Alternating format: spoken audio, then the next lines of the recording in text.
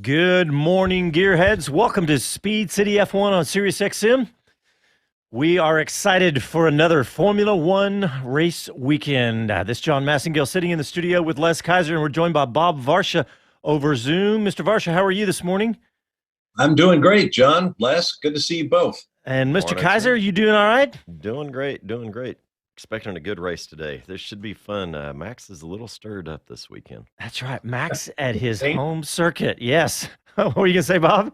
I was going to say, it doesn't take much to stir up Max Verstappen. He's always got the meter pegged. That is true. Well, this is the Formula One Styrian Grand Prix, and the first of two back-to-back in Austria at the home circuit of the Red Bull team, the Red Bull Ring. And this ought to be very interesting. It's one of the things that strikes me about this track, Bob, is you look at the lap times and go, man, how short is this track with the lap times, what, 1:04 in qualifying? So that it brings its own challenges of being such a Oh, short yeah. circuit like that. Yeah, actually, a minute three. Verstappen was the only guy who got under 64 seconds. And this place, this is the track where I began my Formula One broadcast career as the old Österreich Ring back in 1987, when it was about 3.7 miles long. It was absolutely massive circuit. And my heart was broken when they came in and shortened it up and, did all the things that Formula One did to try to make its track safer and to bring the field past the grandstand more often so the spectators got their money's worth. But it's really quick. And recall in France a week ago, every car that started the race was not only a finisher, they didn't not only see the checkered flag, they were all classified finishers, which meant they were reasonably close together. So around this place that is so fast, just got a few corners, as close as Formula One comes to a roval, um, Hmm. everybody's going to be in everybody's mirrors all day long. And as Les points out, it's going to be a short track spectacular, I think. We talked about, we've been talking about the possibility, putting the finger air quotes out, that we'll have a second race at Coda.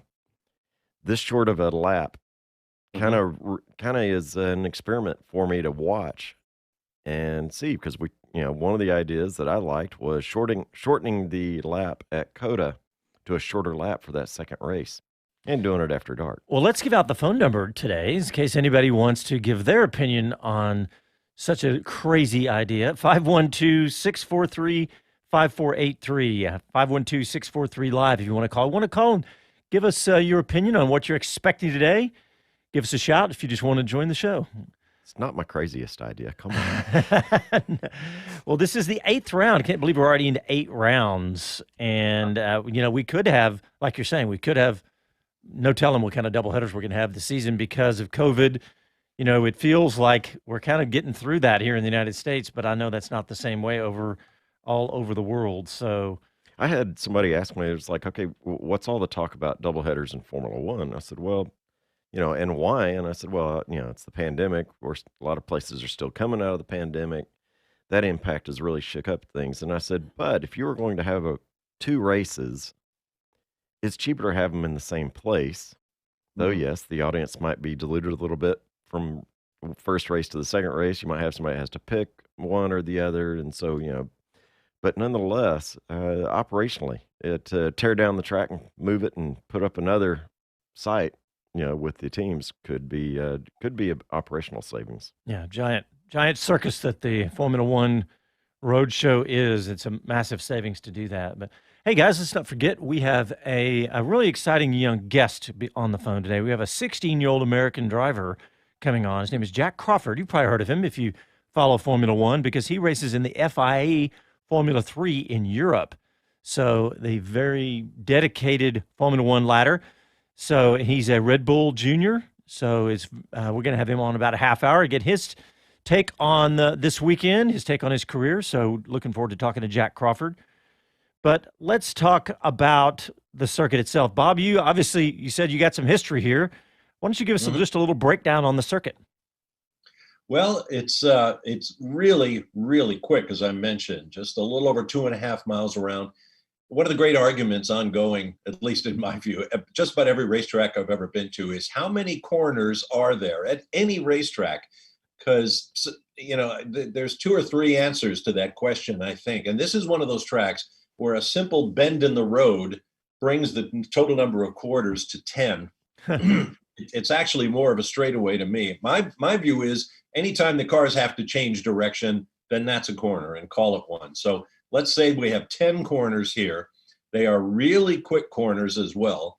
And so track limits are going to be a problem. We had lots and lots of laps deleted for track limits violations. In fact, Max Verstappen led free practice 2 on Friday, not because he was the fastest guy, because Lewis Hamilton was the fastest guy around, but Hamilton lost the lap due to track limits. And we saw more of it in qualifying. So the drivers are really going to have to be careful. There's going to be a lot of warnings, I'm sure, about straying over the line. The curbs are a menace for a lot of these cars. And remember, the teams are under a budget cap this year. So if you start tearing up parts, you could have some problems. So the teams have a lot to think about. And obviously, they're thinking hard. Watching Valtteri Bottas with the Mercedes team trying a second gear getaway from the pit lane to optimize their pit launch, spinning in the pit lane and winding up with a 3 grid place penalty. So he went from the front row back to 5th place on row 3. It's a place that'll get up and bite you. Absolutely, without a doubt. But, talking track limits, okay, we keep looking at whatever color, you can't extend past that. How about you just got to keep one tire on the primary color of the asphalt in the middle of the racetrack? And as long as you're touching that, you're, game on. But, hey, we're not the steward's room. Yeah. Come up with as many ideas as you want. But it's crazy. Turn 4 is particularly dicey because it's a downhill right-hander, very tricky for the drivers to line that one up. And the last 2 corners are very tricky as well. Let's call them 9 and 10. This track has seen very late passes for the leader. Remember, Lewis got his teammate then, Nico Rosberg, on the final lap back in 2016, as I recall. So, yeah, it's an action track, no doubt about it. And we got the middle range on the Pirelli tires here. We got C2 to C4. And so next week, as we come back to the same circuit, they'll have the softer tires. And so it looks like Verstappen and Mercedes starting both on the medium tires and 7 others on the soft tires. So and it looks like the gap is about a half a second on from the soft to the mediums, and the mediums to hards about a 0.3. So, and speaking of gaps, Bob, what about how tight the field? Obviously, when you have a short lap, it's going to happen. But man, it's incredible to see the tiny differences on the starting grid. It's incredible. Absolutely, it is. I mean, I'm looking at the grid and their times right now. You got 13 cars on 1 second, and so that's another factor that is due to the shortness of the lap and the fact that Formula One is just getting closer and closer together. No matter what happens among the 2 big teams, Red Bull and Mercedes up in the front, you've got McLaren and Alpine and Ferrari and AlphaTauri. On and on and on. It's going to be a great tussle in the midfield, assuming that the Alpines and the Ferraris don't completely go off a cliff like they did a week ago in France. They qualified well and then suddenly just disappeared when the tires started graining. So, yeah, this is going to be an interesting one to watch. Well, let me just run down qualifying, then we'll talk about the grid because there was a penalty. So we got Max Verstappen, fastest lap, and is on pole, and then Valtteri Bottas was behind him. Of course, he'll have that 3-place grid penalty. So Lewis Hamilton will start behind him. Then Lando Norris starting in 3rd. And then Sergio Perez, Pierre Gasly, Charles Leclerc, Yuki Tsunoda, Fernando Alonso, Lance Stroll starting in 10th. And George Russell, Carlos Sainz, Daniel Ricciardo. We'll talk a lot about him because he had a really disappointing qualifying. And then Sebastian Vettel, Antonio Giovinazzi, Nicholas Latifi, Esteban Ocon, Kimi Räikkönen, Mick Schumacher, and Nikita Mazepin. What'd you call him? Well, that does bring up something that you guys, Bob, you were telling me that I didn't realize that the Haas F1 team, including Gunther Steiner, have kind of embraced this Mazepin nickname for him. That I didn't realize that. That's kind of, I guess that's one way to diffuse all the haters, right? Yeah, well, we need to go talk with our friend Gunther Steiner about that. Mazepin has taken so much heat about the fact that he spun in Bahrain, spun in Imola, spun in Baku, spun just about everywhere. usually in practice, sometimes in qualifying, but unfortunately, as in Baku, on the first lap of the race, which is inconvenient to say the least. But apparently, this morning, his team leader, Steiner, presented him with a beautifully boxed spinning toy. I assume it's a top. I haven't had a good look at it. Maybe one of those little metal things that spin forever. But they made a big joke out of it. They called him Mazespin. Here's your spinner, and they had their pictures taken. Everybody had a good laugh out of it. And yeah, as you say, John, it's a great way to take the wind out of the sails of the haters and just embrace it, own it. You know, it's not like you can deny that you're having trouble coming to grips with this car, and he's not alone. We'll have to see what happens once his teammate Mick Schumacher gets his seat straight in the car, Yeah. which was another story this week. Thanks to Sebastian Vettel, right? Because, yeah, it was apparently, you know, kind of cockeyed. There are pictures of Sebastian Vettel, who's become something of a mentor for Schumacher, looking into the car with him, and Schumacher was pointing something out. And then later, Steiner said, yeah, I heard the seat's not straight in the car from Schumacher's mother, Corinna, Michael Schumacher's wife. So, you know, comic relief in Formula One is abundant here as we approach the midpoint of the season. Well, I enjoy that, but but back to the spinning toy. It is a little spin top kind of thing, but maybe what it really needs to be, Bob. I'm sure you remember these. If I do, there were these little toys that you would have in your fingers, and you squeeze it almost like a syringe, but the top of it spins. Yeah. How about one of those with Mazepin's head that spins on the top of it when you squeeze it? And I just think that would be a real hit and big in the souvenir shop. Now you've told everybody. So unless you trademarked it, you're about to lose $1 million idea. I think. Yeah, just send me one, please. Sell it in the Haas F1 store online. Yeah. Well, let's talk about that qualifying a little bit. You mentioned Yuki Tsunoda, who qualified in the top 10 without bringing out a red flag, but he too was given a 3-place grid penalty for allegedly blocking Bottas during a hot lap for the Russian. So he falls back, and he's going to start back in 11th place. And there were a lot of guys who qualified well. I mean, George Russell moved it into the top 10 for Williams, which has got to be a huge boost for that team. But Carlos Sainz out of the top 10 in the second Ferrari. Daniel Ricciardo, as you mentioned, a terrible run for McLaren, and he had nothing to say about it afterwards, that he couldn't figure out where the time went. Esteban Ocon in the Alpine. I mean, his teammate Fernando Alonso is up there in 8th place. Ocon is back in 17th. It's just another one of those mysterious things that the teams made little adjustments and obviously went way down the wrong road. They have had some overnight rain in the Alps of Austria. So, the track really is different. Almost every time the teams go out, they're not sure what kind of a racetrack they're going to have. So, it's a real guessing game. And that only adds to the intrigue. Yeah, good point. With the rain coming, the track's changing. It's absolutely different than it was yesterday. So that'll be interesting to see how they deal with that. I want to go back to George Russell, because that really was, he has done amazing job this year, as they call him on television commentary, Mr. Saturday, because he's never been out-qualified ever in his entire, 3-year career now? Is this his 4th year? No, this is 3rd year, right? So, but he's never been out-qualified, and he looked fantastic. And the fact that he can do that with the car that he's in, really, you see why that Mercedes is interested in giving him a potential seat down the road, But I mean, Bob, is it as impressive to you with your historical viewpoint on Formula One as it is to me? Because he looks amazing to me.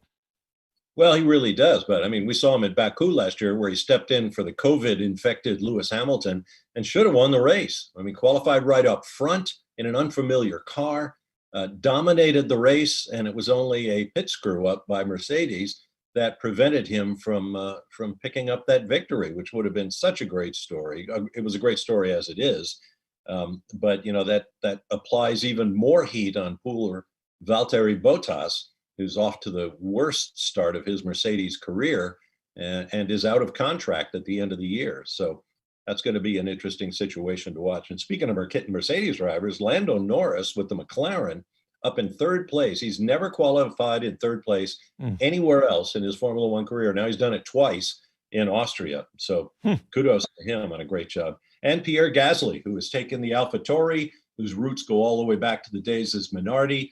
And they've always been just sort of a mediocre team. But now with Honda Power and the long association with Red Bull Racing, that team is more and more formidable. And Gasly's up in the top 6 again, where he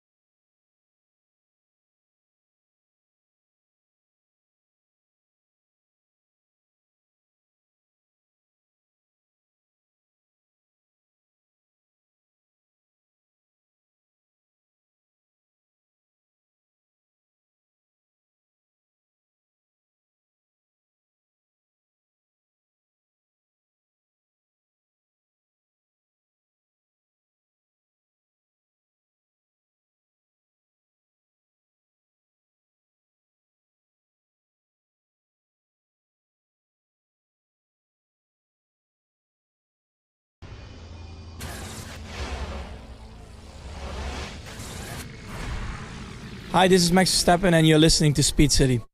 You're listening to Speed City F1 on Sirius XM.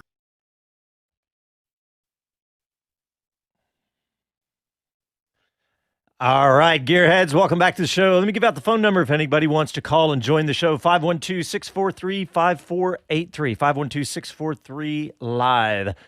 Well, gentlemen, we are a few minutes away, 40 minutes or so from the Styrian Grand Prix in Austria, and we're going into this weekend with Max Verstappen still leading the points. And I'm excited about that, if nothing else, because we have got a championship this year, and we now have a new favorite, I feel like, this year, is that it looks like that the Max Verstappen and the Red Bull team, along with Checo Perez, have got a faster car this year than the Mercedes. In fact, I was looking at some of the trap speeds, the top speeds yesterday in Formula One, and actually, it looked like the McLaren team, Lando Norris's car, was faster than both the Red Bull and the Mercedes car. Did you guys see that? It was like 317 kilometers. So we got us a championship. Bob, how exciting is it to have a championship, a real one this year? Because it's really been a long time. Well, you're right. It has. We've been through periods of domination by one team or another. Certainly Ferrari in the Michael Schumacher years, and more recently Mercedes. Williams had a turn at the front for a long time. It's just the nature of the game when everybody's building their own cars and the big manufacturers are getting behind them. But your point about top speeds is interesting, because it often happens that the fastest car in a straight line is not the fastest car around the entire lap, because you can lay your wings down and add speed, but when you get to that corner and you have to stop and turn, you're going to have a handful. I mean, you can take the wings off the car if you want to go a zillion miles an hour in a straight line. But this is road racing, and you have to be able to make the corners. And there are some really fast ones here. It's been a lot of talk, a lot of carping, a lot of gamesmanship, actually, in my view, between Mercedes and Red Bull. Now that Red Bull is a legitimate threat to Mercedes dominance, suddenly Mercedes is finding problems with this and problems with that. And what about their pit stops? They're too fast, they're unsafe. What about they must have done something tricky with their engine because they're so much quicker. Oh, they got a bendy rear wing, this kind of thing. I'm surprised we haven't heard more about the new FIA wing tests. I guess everybody is back in line, but what Red Bull apparently did is use a smaller, lower rear wing. So they're giving up downforce in the corners to gain extra speed, and it's working out for them. But then the onus is on the drivers, to keep that Bronco in the corral, as it were, and and not throw it off the road. And they've got two great drivers in Max Verstappen and Checo Perez. But yeah, those guys are doing a dance with the devil out there in more ways than one. Yeah. Well, one thing, guys, we haven't talked about that this week yet is this the pit stop situation, where Red Bull has just dominated the fastest pit stops. I mean, for several years now, they've been able to pull off those sub 2-second pit stops.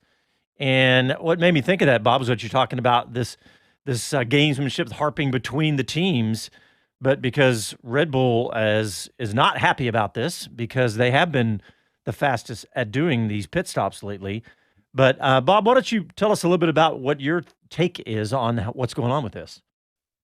Well, as I say, I think a lot of it is just pure gamesmanship. There's no question Red Bull is the quickest team in the pit lane when it comes to stops. They've had 3 or 4 sub 2-second pit stops this year. And now apparently the rules makers are listening, and they're thinking, yeah, maybe they are too fast. So what's been suggested, if not imposed, is that there be a limit. It's sort of a subjective limit as to how fast you can do a pit stop. And they're going to impose that on the teams. I think it's 0.2 of a second. If there's 0.2 of a second between dropping the car and sending the car on its way, that's going to be judged to be too fast, even if it's totally legitimate. It's a bit like sprinters in the starting blocks at the world-class level. If you gauge your start, if you're too quick after the gun goes, you could still be on the right side of the gunshot that starts the race. But if you're too fast, then you automatically, by rule, by definition, are judged to have jumped the start. And that's kind of what's coming, I guess, in the Formula One pit lane is you can do as fast a stop as you want, but if you do it in this red zone that we think is theoretically impossible for a team to do, then we're going to nick you for an unsafe pit stop, which I think is really kind of bizarre. I like Les's idea that we talked about yesterday in our production meeting to slow down those pit stops. Les, what do you think? Oh, absolutely. And another one that might be familiar, talking about anticipating the leave or the exit are drag racers. They go more off of a yellow light going off than the green one coming on. But and so, folks, the idea that I brought up was, okay, so right now everybody has a wheel nut gun that goes over the wall, that is there to install and remove the wheels on the F1 car. What if we took 2 of those away? I don't care which 2. I mean, guys can work on the same side of the car, or they can crisscross and only do the rear wheels, but there's only 2 guns going over the wall. Was an idea I thought of to slow things down a little bit. They're still going to have that criticality, but to be honest, it really doesn't drop that time period that they talk about between dropping the car and getting out of the box there. So I don't know that is really something that's going to change it, but at least you reduce how many wheels were completed in the immediate time period before the drop. Yeah. I mean, they're all human beings. These teams are all going to be pushing the envelope. I like the idea, too, of reducing the personnel in the pit lane. I mean, you've got 16, 17 guys out there changing tires and sending the car on its way. So, take half of them away. That'll slow things down. At least a couple. And also be safer in the pit lane. If you have a car spinning, there's fewer people to run over. You bet. Well, part of me says, well, wait a minute. Why don't we just set the rules and say, because we want Formula One, if you're a Formula One fan, you're probably excited about that this is the pinnacle of everything, right? The fastest cars, the fastest pit stops too, right? So why don't we just say that the equipment has to be checked or whatever, so they don't have any unfair mechanical, computerized tool advantages. But because I don't necessarily want the pit stops to slow down. I just want it to be fair, right? Let's make sure that somebody's not getting an unfair advantage with their technology or something, or I don't know. I don't know what the answer You is. just crisscrossed your answer. I know. It's You true. want it to be, the pinnacle of technology and everything process and et cetera. Then you said, well, I don't want an unfair advantage because of technology. Well, who says it's unfair? But what I'm saying is that there has to be the consistent interpretation of the rule. That's what I mean by that. It's not how you use the rules or break them. True. But anyway, this is going to be interesting to see how this changes things. That's what I want to see because it has been, I mean, think about it. If you've got almost a half a second in the pit stop, that's a huge advantage for these guys, for Red Bull. So we'll see what happens. Absolutely. Take two of the guns and keep them on the wall, and that is it. Well, I don't think we're going to see rain, as at least I'm just looking at the television right now. I see a mix of clouds and blue sky. It's very, very sunny right now. I mean, there's definitely been, like you said a minute ago, Bob, there was rain last night. And shine on Brundle's head. So yeah. And so, but so that is a possibility. I think Lewis Hamilton was actually praying for rain. I was like, hey, that's a spin for us.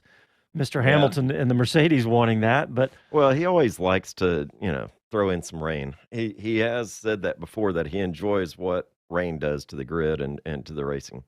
Yep.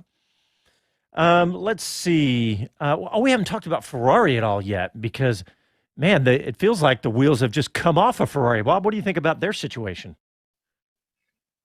At Ferrari? Yes, sir. Well, they've obviously got an issue, and they know it. Particularly with the front end of the car. That is what they say killed them in France. Their car just doesn't have the right balance to get the front tires into the temperature window at the same time as the rear tires. And as a result, they're getting a lot of graining. And in fact, Carlos Sainz has said this weekend and next, they're using these two Austrian races basically as test sessions because they're not allowed to test anywhere else. So these are test sessions to try to find a cure for the front end problem they're having with the tires. And that's just a phenomenal statement to me that a team like Ferrari, with all of its resources and all of its experience and knowledge, has thrown up its hands and says, we've got to sacrifice the races to try to fix our car for the second half of the season. So it'll be interesting to see what Ferrari does today in terms of performance. Hopefully not the off the cliff kind of performance drop that they had in France a week ago. But they sound like a Haas F1 team using it as a test. Yeah, I was going to go there, and remember last year, Gene and Gunther were dealing with aerodynamic issues and braking issues, and so the aerodynamics either overcooling the brakes or not cooling them enough, and so I wonder if they're going to wind up playing with the aero a bit to address the tire temperatures. That I would imagine they would. Yeah, they've got to get more front downforce, I guess, on the car. But you do that, more downforce usually means more drag, which takes speed away and lap time. It's like a teeter-totter seesaw, right? But the teams are also operating under this budget cap, and they've got a radical new car coming next year that they have to prepare for. So, it's really tough to budget. What do we do? Okay, we have a problem with this year's car, which is essentially last year's car in a new dress. And do we want to devote a lot of resources to fixing this car while we're simultaneously trying to develop next year's car? That's a huge management and budget issue for a lot of these teams. Haas said they weren't going to do any improvement to this year's car at all. They said that flat out at the start of the season. And other teams are starting to do that. Ferrari has announced they're not going to do a lot of improvement to this car going forward because they're trying to get ready for next year. And I'm sure they're not the only ones in the pit lane who are going through that. Yeah, that's weird to me because with Haas, it's not going to make a difference, right? I mean, they're not going to change the dollar situation because as we all know, that there's a lot of money at stake the higher up you finish on the grid. So Ferrari could make a dramatic difference by moving up one spot in the constructor standings, but Haas, it's not going to happen. It's not going to make a difference. So that's a little bit surprising to me that Ferrari's already saying that. But all right, we're up against a break, gentlemen. Let's go ahead and squeeze that one in. You're listening to Speed City's F1 coverage on SiriusXM, and we'll be back after a quick break.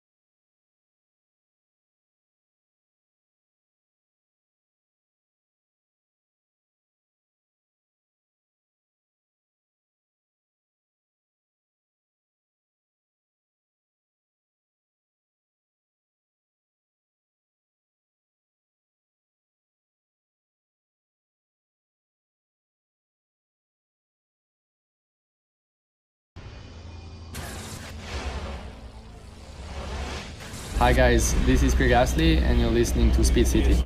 You're listening to Speed City F1 on Sirius XM.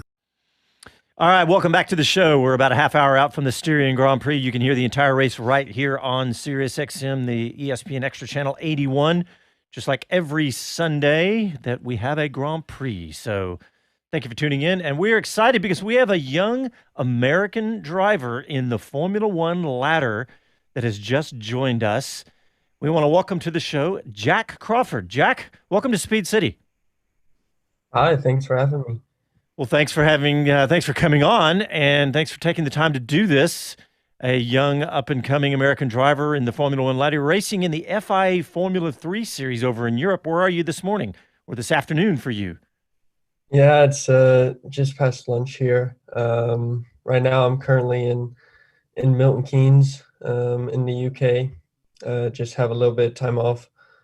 So I've been with my team, High Tech GP, for the past week or so, and just relaxing on the weekend. So, well, tell us how how did you end up getting excited about racing, and then how did you end up so far down the path to becoming a Formula One driver?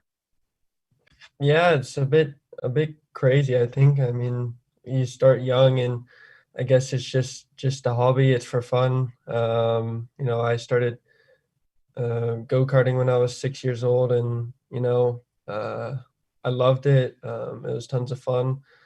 And then sort of you keep going, and as soon as you start getting good, you realize it could be almost a career, and then you sort of want to start to pursue the career, and then all of a sudden here I am in the UK, 16 years old, just by myself, trying to pursue my dreams. So, Well, this is Bob Varsha, Jack. Thanks for joining the show.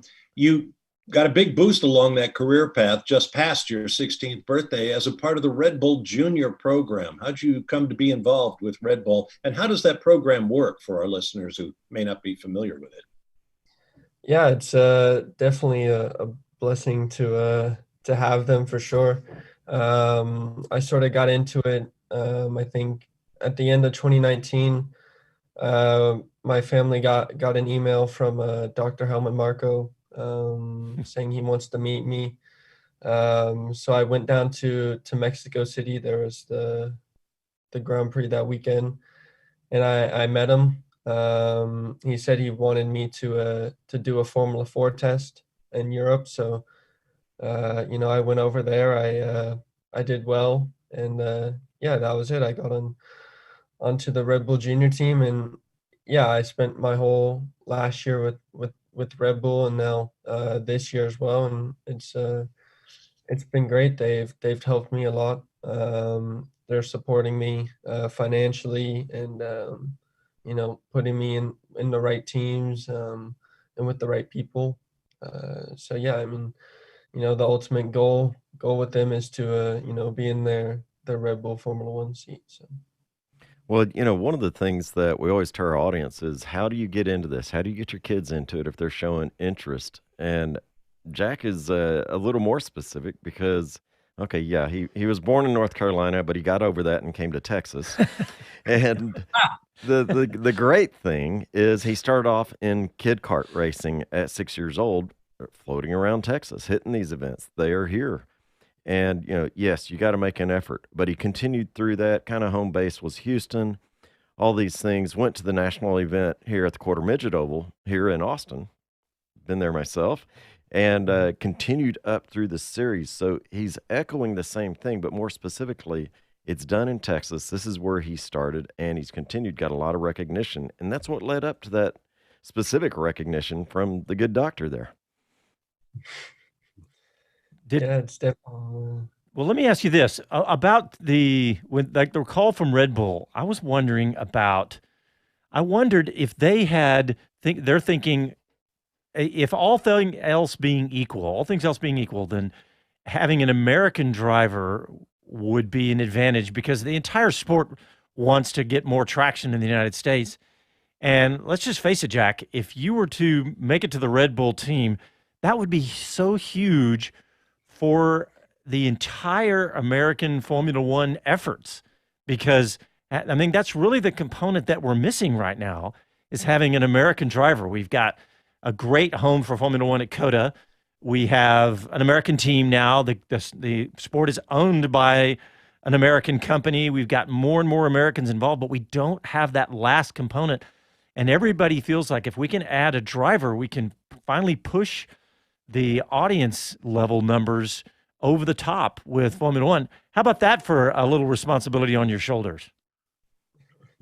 Yeah, it's definitely a bit crazy. There's not many Americans heading for that path. That traditional is more IndyCar or NASCAR if you want to be a professional racing driver. But yeah, it'd be crazy. Just to get into F1, it's a dream. And yeah, I could only imagine the impact it would have on the US. I've always imagined going to COTA for a home Grand Prix in Texas. I think that'd be pretty crazy. So Not bad. Now you're in FIA F3, Formula 3 for our listeners who may not be familiar. There's a bunch of national Formula 3 series, Britain, Germany, Italy, and so on.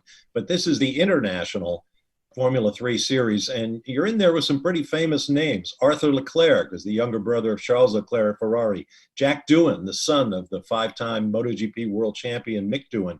David Schumacher, who is Ralph Schumacher's son. Matteo Nannini, son of Sandro Nannini, who goes back to my day driving for Benetton.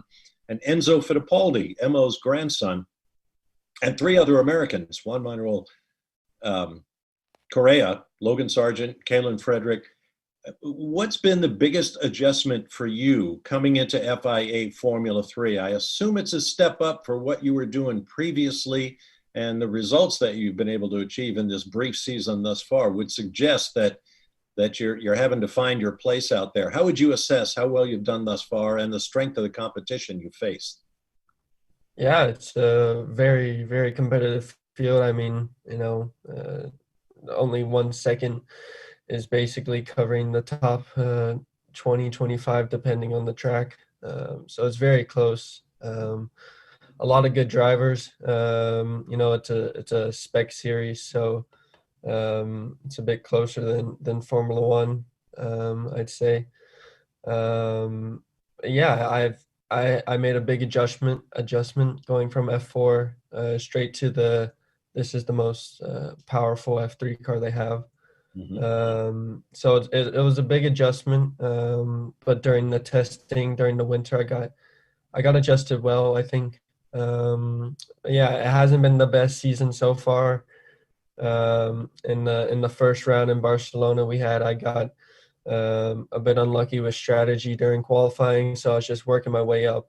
But I mean, the pace was good there. I had good speed during the races. I made my way from 20th in qualifying all the way to 7th by the second race. And then we just had around last weekend in Paul Ricard in France. That was really a weekend to forget, I'd say. I'd say probably top five speed. And it's sort of just everything went wrong always.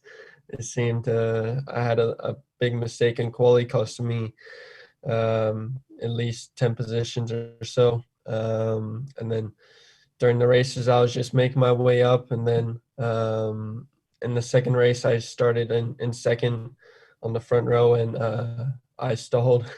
So yeah, it hasn't been that good of a year so far, but hopefully this next weekend in the Red Bull Ring, I'm able to make it up. So Jack, I got to ask you, I mean, you're a 16-year-old kid, really? I mean, so what's it like? You're over there, are you by yourself? Do you have family with you? Or, you're just growing up and you're in a whole different continent. yeah, it's a bit, I've sort of gotten used to it now, because it's sort of what I have to do is be away from home. But last year, I lived with the family when I did F4. So I sort of got used to being away from my parents. I was away from them for about 6 months at the beginning of the lockdown, and then I finally got to see them a little bit at the end of the year. But yeah, I still see my parents. I'd say quite often for me is I see them. They always try to come to one of my race weekends, so I always have either my mom or my dad. So yeah, that's the time when I see them, and yeah, for now I'm just on my own. Having to do laundry, Growing order up fast. food, whatever, stuff. That's the hard stuff, not the race car, the laundry. Yeah, yeah. That's funny. Your dad said that in an email we were Yeah. communicating. It's He a said, separate the colors, throw them all in one. Yeah. "Can you teach my 16-year-old how to do laundry?" Well, Jack, I want to get your opinion on this weekend. We've got a race coming up here in about 15 minutes, and your boys at the Red Bull team are looking good this year. What do you think about Max Verstappen? And by the way, have you gotten to meet any of the F1 drivers? Well, no, I haven't got to meet any of them yet. Since lockdown, I mean, the Yeah. F1 and the F3 paddock is a bit Yeah. separated when we Yeah, share makes weekends, so I haven't been able to meet anybody. But yeah, I think I mean they're doing an exceptional job this year. They've really stepped it up as a team. And yeah, I think Max is gonna have a good year. Hopefully, driver's title and team's title. That'd be really cool, especially being a part of Red Bull. So yeah, I think that'd be great. Jack, as part of the junior program, Red Bull seems to be so organized right down through all the various lower level racers they support. Are you given a clear idea of what's expected of you in the way of results in order to continue with the program? Because, frankly, they have a reputation as being kind of cutthroat if they're not seeing the numbers they want. Look at Pierre Gasly and all the guys that have switched. Alex Albon is now over in DTM. Are you clear with Dr. Marco or whomever else at Red Bull about what's expected of you? Yeah, I have my expectations set by them. I think the goal for this year was a top five in the championship. My goal for last year was to win 2 championships, but I didn't do that. I got second, but I'm still here. So I guess at the end of the day, it's not about really getting the goals. I think for me, what they're looking for most is, if you have the speed and you really have the potential to be there, I think that's what mattered most. Obviously, you want to win and you want to do your best, but I wouldn't say if I finish sixth and I missed the top five, then I won't be cut out. So How are you handling school issues while you're living abroad? yeah, the school's a bit easier for me, I'd say. I do it all on my computer. And I do a school where I don't have any deadlines. So I can do school whenever I have free time. So days off like today, on the weekends, or, whenever I'm home, in the US over winter break. I really hit school hard. But during the race weeks, I try to stay away from school, just to relieve the stress of it. So Good plan. Yeah. Hey, does your family get to come ever see you to fly over and see you race? yeah, they do. My mom and my dad always, either one of them try to come to a race weekend. So I'll have either of them, sometimes both actually. But yeah, they always get to come to my races.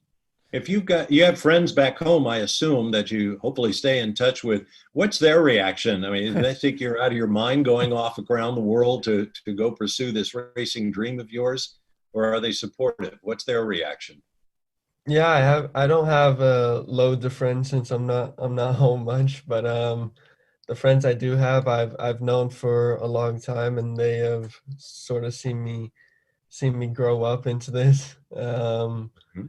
But yeah, they're yeah, I guess I don't know their exact reactions, but I guess they're a bit surprised. I mean, they're over there in the US, just focusing on school and whatever sports they have, and I'm over here in Europe. Um, so yeah, it's definitely a bit different, I'd say. And I always think of when like somebody like you, they come home for, and see their friends out or whatever, and you run into the girls and they say, and you say, well, yeah, I go to school, but I'm also a race car driver. How did the girls react to that? I don't know, a bit in America. I think it's not so popular, so they're a bit questioning what that is. Something. No, I've got that. So you race NASCAR? Well, Jack Crawford, we have been following you, and we will be continuing to follow you. And you have to make us one promise: when you make the Formula One grid, that you don't ignore our phone calls to have you back on the show. How about that? Right, sounds good. Jack, thanks for coming on, and we appreciate it, and we really are rooting you on, and we'll be following you every step of the way. Thanks so much for coming on. Yeah, thanks for having me.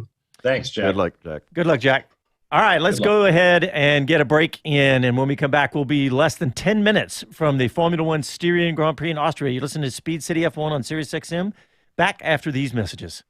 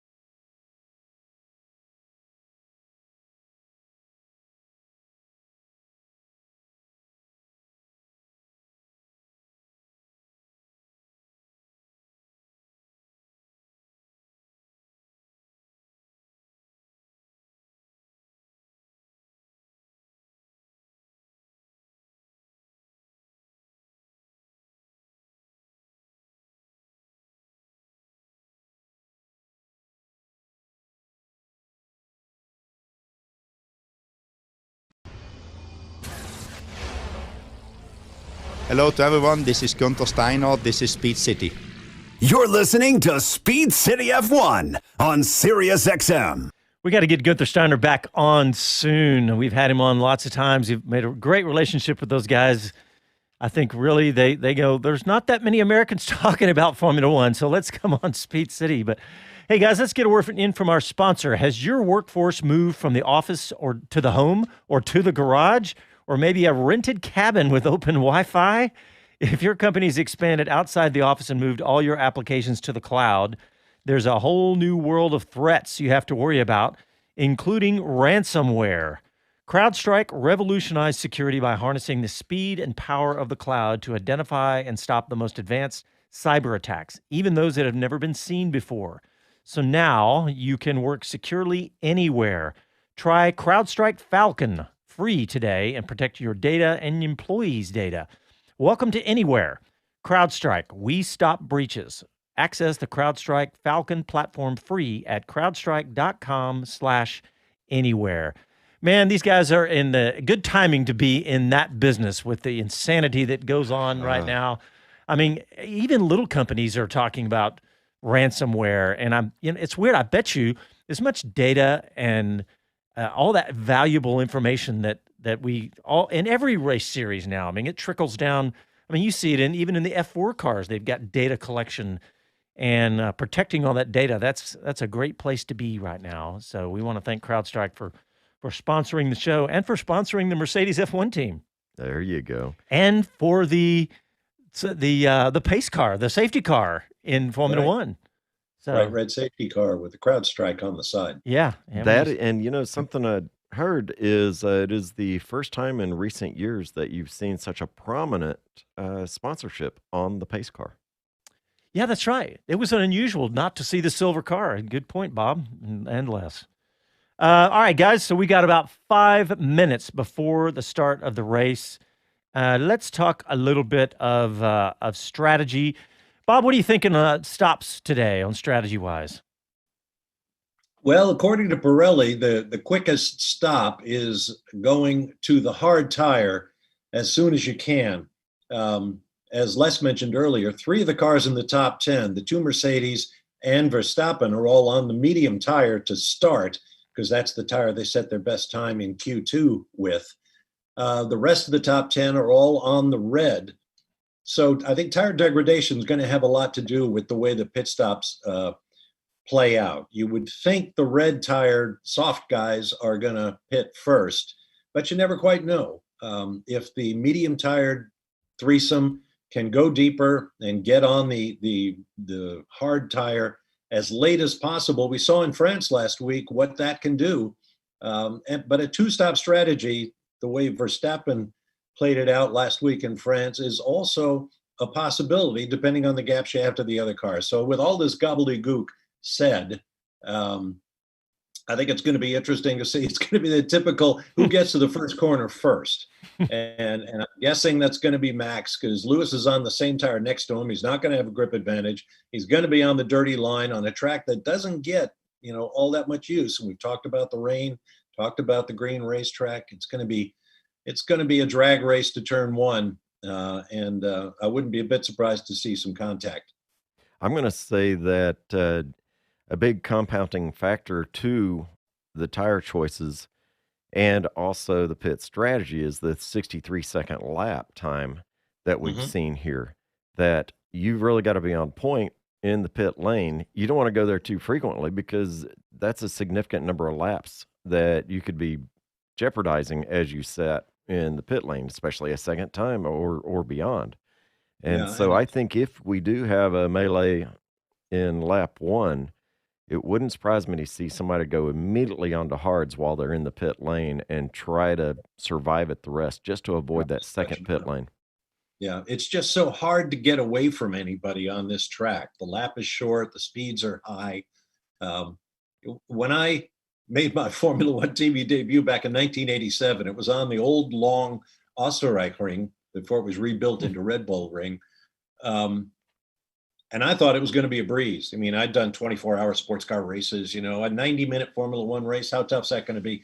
I then presided over the first double red flag Grand Prix in history. Cars went down the road quarter of a mile, wound up in a big steaming pile. They had to untangle everybody. Everybody came back. Took an hour to get everybody back out there. Restart the race. Another big steaming pile a quarter of a mile away. Do the whole thing over again. It took hours and hours and hours, most of it doing nothing before we actually got a green flag lap in. So, anything can happen at this place. It could be a long afternoon. Wow. You had to come up with lots to talk about in those situations. Oh, gosh, yeah. Thank God Chris Economaki was my color commentator. Oh, man. Chris, he can go on forever about the history of the stapler or something. But, it was interesting. Of course, now we have 2-hour time limits and stuff like that. So, it's not going to be that bad, but it's an action track, no doubt about it. Yeah, it's funny, Les, when you said 63-second lap time, that really drives it home, doesn't it? You say a minute, we're so used to a minute 30 or a minute 20, right. We get down to a minute 4, but 63 seconds, that's how fast this lap is. I mean, NASCAR-like around an oval. Yeah. Yeah, Monaco's a shorter lap, but a much slower lap. This Right. place Yeah. is just quick. Yeah, I'm excited to see how it plays out again, with all the changes and everything that have been going on. Love that Max is up front and leading right now, but I'm loving to see that instead of just a domination. All right. Well, we're under 2 minutes, so we're going to do a couple things. We're going to talk about who we think is going to win. I want to get predictions from each of you. But I also want to talk about the post-race show because we are going to give away some Formula One United States Grand Prix tickets because we are here in Austin and we can just run over to Coda and grab some tickets. So we're going to give away some tickets to I'm callers driving because it is Texas. That's right, baby. We're going to give away some tickets to callers. So write this phone number down, 512-643-5483. And we're going to take your calls and listen at the beginning of the post show because we're going to talk about what we want you to call in about. But we now have just about a minute, so we'll start with you, Les. Predictions for the race today. Max, Lando, Sergio. Ooh, okay. Bob, what about you? Oh, doing the whole podium. Wow. Yeah. I'll go with Max, Lewis, Sergio. I like that. Okay, I'm going to say there's going to be a melee, and Lando Norris is going to come out in front and take it to the checkered flag. And That is your heart. That's not your head. I just would love that. I think it'd be fun. So that's what I'm going to predict. And we'll see what happens here because we are going to get started in about a minute. But don't forget, tune in after the race. You can hear the entire race right here on channel 81 on Sirius XM, the ESPN Extra channel. So stay here for the entire race. And then right after the race, we'll do our full 1 hour post show. All right. Thanks, everybody, for tuning in. Thanks to Jack Crawford, American driver, for coming on the show. We'll look forward to following him, and we will talk to you guys after the race. Ciao, y'all.